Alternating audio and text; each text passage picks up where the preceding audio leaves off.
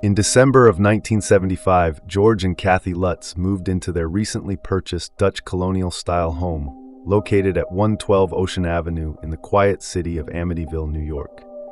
George and Kathy believed the house was a perfect place for their dog and to raise their 3 children, Daniel, 9, Christopher, 7, and Missy, 5.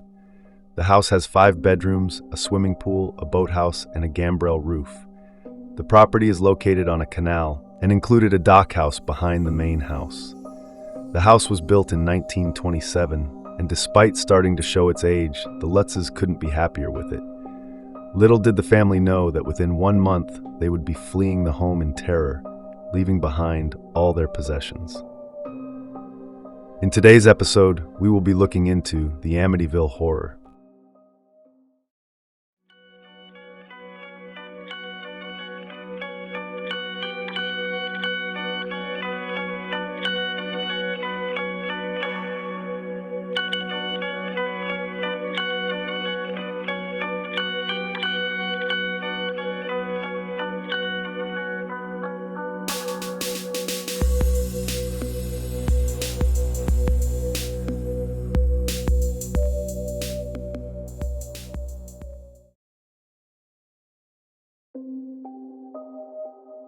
A year before the Lutz family moved into their new home on 112 Ocean Avenue, the house was the scene of a grisly murder.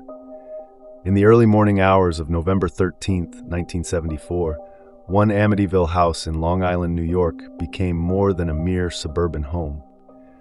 Instead, it became a ghastly crime scene, as Ronald DeFeo Jr. skulked the halls with a rifle and killed his parents and 4 of his siblings in their sleep.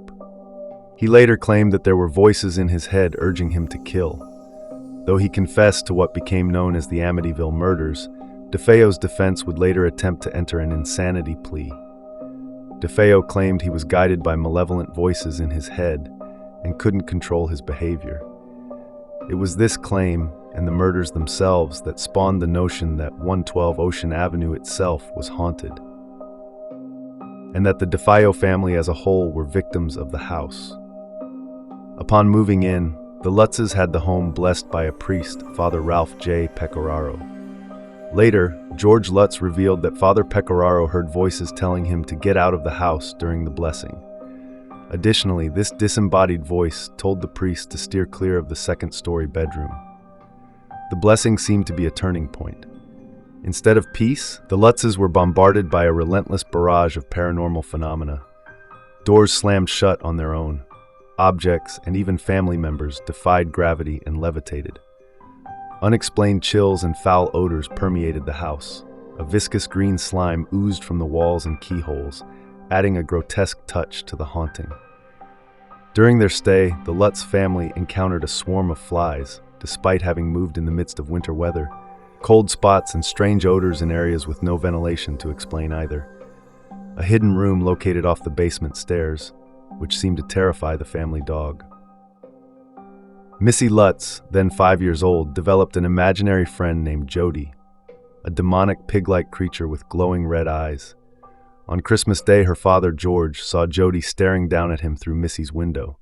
The creature was gone when he sprinted upstairs, but a rocking chair was still moving back and forth when he arrived. His wife, Kathy, also saw a pair of glowing red eyes after shutting Missy's window, and a trail of giant cloven hoofprints were found in the snow on New Year's Day. Many other incidents occurred during the Lutz's brief stay.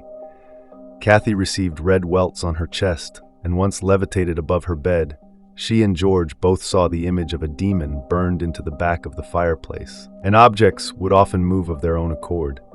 George claimed that an unseen force held him to the bed while he was forced to listen to his children's beds slam up and down on the floor. Most disturbingly, Kathleen was said to have aged rapidly and levitated under the influence of a dark presence. After only 28 days, the Lutzes fled the house, leaving everything behind. 5 months after the Lutz family left, Ed and Lorraine Warren arrived at the home to conduct an investigation into what had tormented the family.